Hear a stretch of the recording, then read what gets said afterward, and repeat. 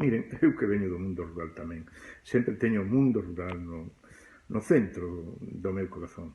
Eu creo que os que vimos dese mundo verdadeiramente somos de Cerna, como decía un amigo meu hai pouco. O mundo rural é ese lugar ao que un non vai, senón ao que sempre volve. O lugar no que as portas sempre están abertas, o lugar no que un sempre ben acollido. O mundo rural está nas raíces da miña maneira de contar e, sobre todo, está nas raíces da miña maneira de crer, de mirar o mundo e nas miñas raíces de existir, en síntese. Pero, mire, non se pode ver o mundo rural desde unha perspectiva meramente bucólica. O mundo rural está sendo abandonado. Eso hai que decilo, eso non se pode tolerar. É intolerable. Eu penso que as administracións públicas de todos os colores deberían ter moi en conta de que o mundo rural necesita axudas. Pero cando falo de axudas, falo dunha axuda real. Básicamente de carácter fiscal. Mire, a xente non se dá conta de que pois algo tan sinxelo como unha pequena tenda,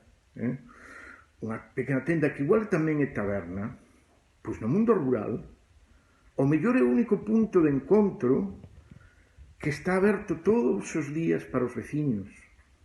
Se deixas que eso peche, hai un espazo moi grande que queda sin nada, no que os veciños non teñen onde reunirse. O mellor non teñen siquera onde mercar pois un paquete de fideos. Eso é intolerable. E hai que entender que quen está aguantando do mundo rural, xa sexa nunha explotación agraria, sexa cunha pequena empresa, sexa pois cunha taberna, cunha tenda ou cun tractor co que vai traballar a outros veciños, está facendo un labor por todo o país, porque o mundo rural está nos alicerces de toda a nosa sociedade. Que facemos se nos quedamos sin o campo? Que facemos se nos quedamos sin agricultura? Que facemos se nos quedamos sin gandeiría? En fin, non quero caer na simpleza no discurso, pero quero aproveitar para mandarlles, eu que veño por parte de nai de xente da Mariña de Ferrol e por parte de meu pai do lado da Terra Chá de Lugo e tamén da montaña. Miren, mandolles a todos vostedes un abrazo inmenso e que saiban que eu sempre serei un dos seus e que eu desde aquí lles dou as gracias.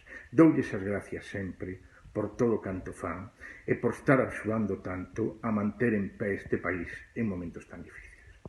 Gracias a todos.